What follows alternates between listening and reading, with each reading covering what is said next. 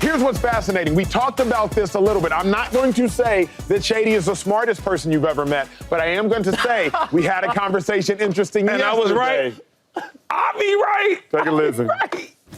Do you agree somebody has to move? I think you got to. Yeah. We just watched the finals. And this is a copycat league in football and basketball, copycat league. So you got to have somebody to defend. That's why I keep going back to when we talk about the regular season, do what you want to do with it, right? It's for the fans. Throw alley hoops from half court, cool. When we get to the playoffs, it's about locking up in defense and who's the weakness. And every team you see that went to the finals, they got defense.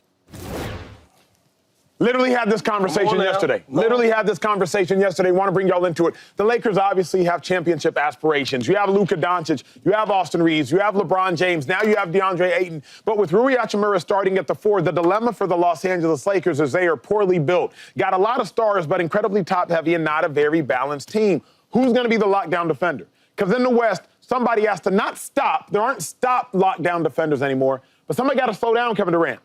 Somebody got to slow down Ant-Man. Somebody got to slow down Steph and/or Jimmy Butler. SGA. Somebody has to slow down SGA. Somebody has to slow down a J-Dub who can now score 40 points in a finals game. Somebody has to slow down Ja Morant. And then if you have the ability to make it to the finals, and then you got to see the cats over there in the East, somebody got to slow down Spidey Mitchell. Somebody got to slow down Jaylen Brown. Somebody has to slow down Jalen Brunson. I love Andrew Wiggins to the Lakers. Yeah. I think it makes them title contenders. Remember, when the Warriors won the championship in 2022 with Wiggins starting at the 3, he held Jaylen Brown, I believe, to 15% from the field when he was a primary defender. Right. Andrew Wiggins is exactly the piece that Shady, myself, Will Blackmon were talking about yesterday, because if you have a top-heavy offensive roster with the Lakers, you need not a lockdown defender. Those don't exist anymore in my mind in the NBA. You need somebody who can slow somebody down. Shady, you called it. Talk about it. Right. I love this move. Hey, real quick. I got to question you for a second. Yes, sir. Because I just watched that, right? Me just speaking about the defense. Sir. What happened? And I watch the show to learn different things I can do better, but I see a lot of it on like social media. Okay. And when I talk with that much passion, how can you not believe that? Because your nickname is Shady. Man. That's fair. That was like Muhammad Ali trying to tell you why he's the greatest. Anyway, so if I ask, I love the move, first of all, but if I ask you for the Lakers, man, you think they can score enough points? You think they have somebody to score? And you're going to say, yes. Of course. Luka is just a walking out of shape bucket. No matter what, in shape, out of shape, he's going to give you some buckets. LeBron, the king, you know what he can do. And Austin Reeves ain't there for no defense, but he's there for offense. Mm-hmm. So when I ask you who's going to be there for defense, you can't name me nobody. Yeah. But now you can. Andrew Wiggins, right? My favorite teams are the Warriors and the Sixers. Mm-hmm. Sixers for home team, but Warriors always been a Warriors fan. And what Wiggins did for the Warriors is play defense. Hey, man, in this league, it's harder to stop a great scorer. It's hard to do. But I can slow him down. I can get a stop when we need it most. I can get a fourth quarter stop with 1 minute left. I can do that, and he can do that. And I think when you add him to the Lakers with JJ Redick, how smart he is, the way that he wants to do his defense, right? And I think if you do want to go small ball, because they like to do that sometimes, I don't know what they're going to do with Ayton here and there, but Wiggins is used to that. He did it with the Warriors. Correct. And sometimes he could guard the 3 or he can guard the 4. He's done it before. So I like the Wiggins move. And the one thing about Wiggins that people don't understand is when he's confident, and that's weird because he's a first pick overall, but when he's confident, he plays way different. So if your team is winning, he's playing well, he's playing defense, now them open threes, he knocks them down. Yeah. Now you need a bucket, he'll give you 15, 16, 17 points. He can give you that. So I love the move. I was questioning if they need defense and they got defense, they make this move. Yeah, he instantly upgrades them on the wing, as you mentioned. He's a proven two-way player. He's someone where he's able to take pressure off of Luka and LeBron if you need to get a bucket. As you mentioned, I think he was 19 points per game with Miami Heat last year. And the thing I do love about Andrew Wiggins is he's battle-tested in terms of the postseason. He's battle-tested. He brings that championship DNA.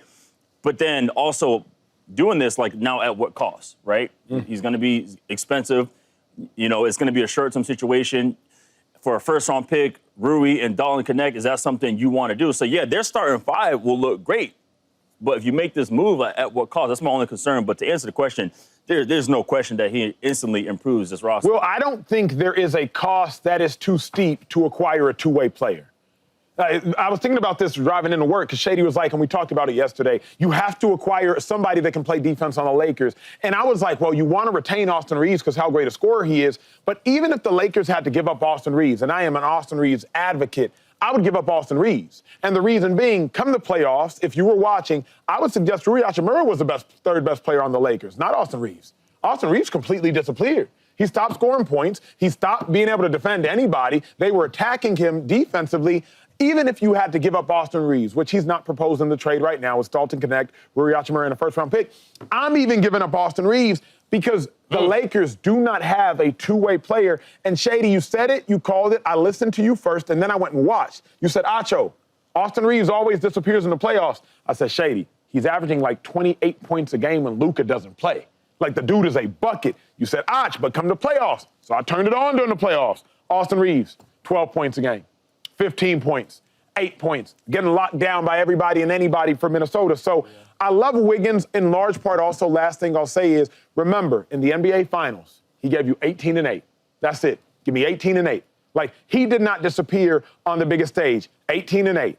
If Luka goes for his 27 and LeBron goes for his 21 and Wiggins can give you his 18 and 8, then you can take Austin or you can take Rui. At the end of the day, the Lakers need a two-way player desperately. Laker fans, they ain't giving up. They won't give up AR. They won't. I will say this, though, and he's hard to really grade because he plays good basketball in the regular season. He scored at will. At first, I didn't know if he's really a scorer. He has a couple games. I'm like, oh, this dude can score now. Now I'm really watching him. But in the playoffs, it's something about it, man, where now we can really lock down and we can really game plan for this player. You know, I always say, what's one of my NBA friends always tell me, right? Because when I don't really know something basketball, I always go to them. They be schooling me, they be teaching me. And he's like, in the playoffs, you can really dissect the player. You can really game plan. In football, you got a whole week to game plan for this team, right? You know what they do best, know what they're good at, the weaknesses, the efficiencies. And basketball's hard because we're on the road, right? Hey, we got to play the Lakers here, now we got to go to play Boston tomorrow.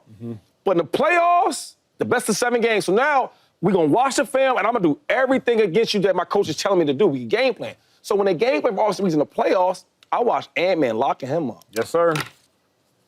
So I want to give him up. I do think he's still young. I think he's really, really good. But I will make a move for Andrew Wiggins for that defense because you cannot win no championships without no defense. Speaking of making moves, out this tweet from Dame Lillard. If they call it a gamble at this stage, tell them this is a jackpot. Ooh, I love Dame Lillard. To be continued. He is a rapper. Bars. I love that. Bring us on camera. Dame Lillard, the top 75 player of all time. Dame Lillard, one of the best scorers of this generation. Dame Lillard quite literally has Dame time, his own signature celebration. But Shady, 35, gonna be 36, coming off an Achilles injury. He's 34 in 354 days. So Dame Lillard's birthday here in July 15th. By the time he returns to the court healthy, he'll be 36. Should contending teams want Dame Lillard? I'm going to say yes. Now, we look at Dame as top 75 player. We look at his career as an all-star, a bucket getter, right? A player that carried a team that didn't really have much in Portland. But if he came back for a contender, a good team, where you don't have to be that Dame. You don't have to carry us. You don't have to have 30-some points a game for us to even have a chance to win.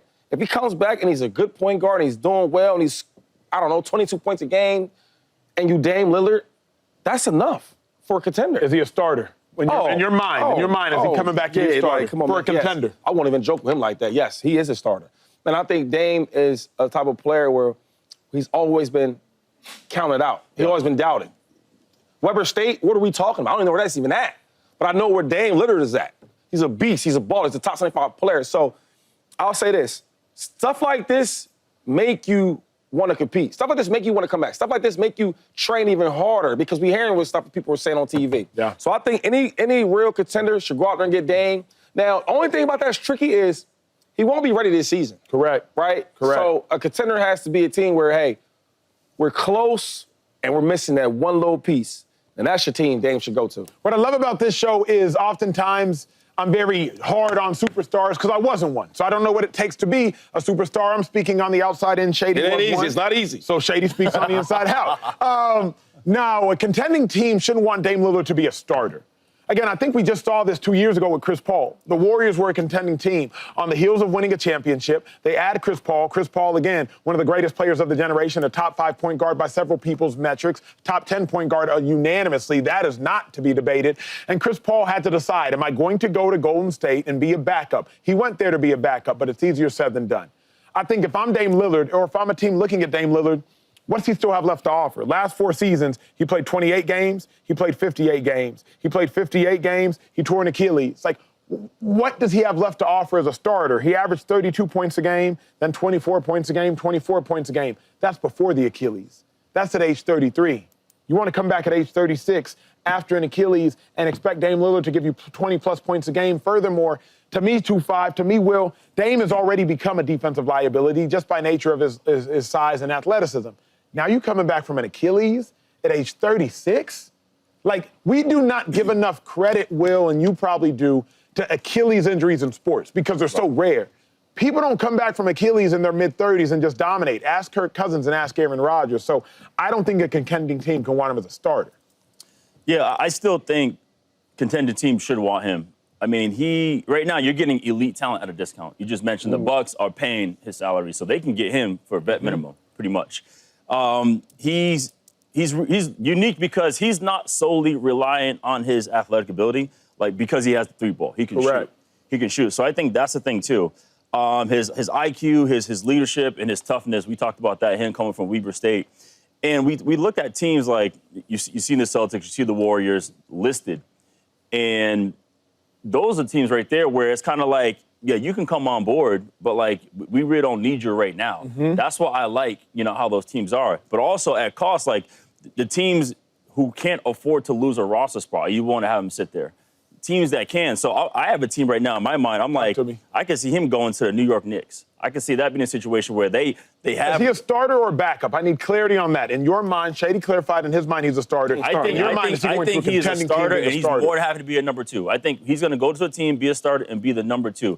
I can see a situation like he'll be like a Ray Allen for guys. But that's a backup. You said the Knicks. He ain't starting with the Knicks. Not right now. He's not starting whenever he gets there because Jalen Brunson's there. Yeah. Like, the dilemma is there's just a difference between what we want to happen with Dame and I think, Shady, what's possible and what's plausible happening with Dame. It depends on, like, where he is. Like, yeah, the Knicks, that's a fair statement there. Like, is he going to start the Knicks? No, but I can see them. They can afford to have him there as a roster spot because he's not playing. I'm saying if they sign him this year, you need a team that's okay to sacrifice a roster spot, him being there. And they're a team where they're already ready to go in contention. Same thing with something like the Warriors. But here's my dilemma. He's not going any of these contending teams he would go to 2-5. More likely than not, they have a point guard. And if they don't have a point guard, they don't want to have to sacrifice another position to put Dame on the court. Because if Dame is on the court, you better have two-way players at the 3, at the 4, and you probably have to have a rim protector at the 5. He come in and be a 2. Like I said, he's not solely reliant on his athletic ability. The one thing that he will always have, he can shoot that ball.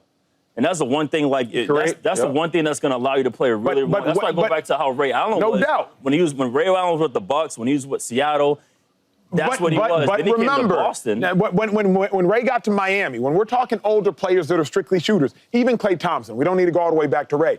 If you're no longer a quality defender, championship contenders are like, come off the bench. Like, that's the same thing happened with Klay Thompson. We just saw it 2 years ago. Now you go to the Mavericks, you can start, in large part because the Mavericks weren't contending for anything, especially after Kyrie goes down and especially after they move off from Luka. But if you're not a quality defender and you're just now a three-point shooter, you coming off the bench. I will say this, though. There's teams that he can start for as the point guard. Contending teams. That's where I don't disagree with you. Go to Charlotte. Start all day. But contending teams, 2-5. What about the Magic? I love that. I love that you said that. I would go to the Magic. But remember, Suggs on the bench. What? What's he? So you want to start the 36-year-old Dame coming off an Achilles as opposed to the budding star that is Suggs? I mean, I'm just telling you what I think. I love that you said. You act like Suggs is made up. I love that you said. Yeah, he's young, and you can learn from Dame, we keep saying 36 kids like the dude is washed. Like, he got hurt. He can still hoop. Like, he was playing good basketball when he's available. It's not that he's completely declining his ability. Like, my thing is, like, when he's healthy, if he's in, again, the right situation, I'm not bringing Dame off the bench. Like you said, I'm not bringing Dame off the bench. I'm not putting him off the bench. I like the Magic. I like the Suns, right? You trying to rebuild that thing. But would Dame go there? Dame go to the Suns. And another thing you keep talking about, the liabilities as the point guard. All these top teams, right, that you want to talk about, that's point guards or scorers, they know that. So what do? They get a wing that can defend. Brunson's another scorer. He don't be guarding the best scorer. Agreed. Steph Curry don't never do. I can name guys over and over again. So the question is, SGA, he don't get picked on, but he ain't guarding the best offensive. I don't defenders. No, I don't disagree with y'all at all. What I'm suggesting is to acquire Dame is now, if your roster isn't already built like that, you got to make it like that. That's all I'm saying. You're right. But I'm saying most teams are already built like that. Championship teams? Yeah, man. Yes. Yeah, no, that's okay, Denver. Jamal Murray ain't really guarding the he's top. not. You get like every team you want to talk about, they have them things. But here's the question, though, because the truth of the matter is this. Why would I sacrifice whatever I got going on with my team to acquire a 36-year-old unknown, especially when you just saw Giannis and the Bucks do it? Because Giannis acquired a 33-year-old unknown thinking, oh, all I need is a scorer. If Giannis couldn't get it done with Dame Lillard, why do you, whoever you are, think you can? Because you can, for example, his tweet about gamble, it's a jackpot. When I was in Vegas, and they're the guys right there who losing bread. I mean, talking about 100,000, millions. They lose it like, damn. But it's cool, man, because I still got bread. So it's going to be a team that's okay with it. That's what I'm saying, like, the team that's willing to take that gamble because they're okay sacrificing that roster spot. That's why, yes, you have the Celtics, you have the Warriors who are willing to, like, okay, we'll bring him in, and if it doesn't work out, we're still good. You don't want a rebuild situation. And another thing is they're not giving him much. So if I'm a team trying to get him, I know he's coming off Achilles. I know he's 35 by the turn 36. It's not costing you nothing. It's not costing you much. Now, that's fair.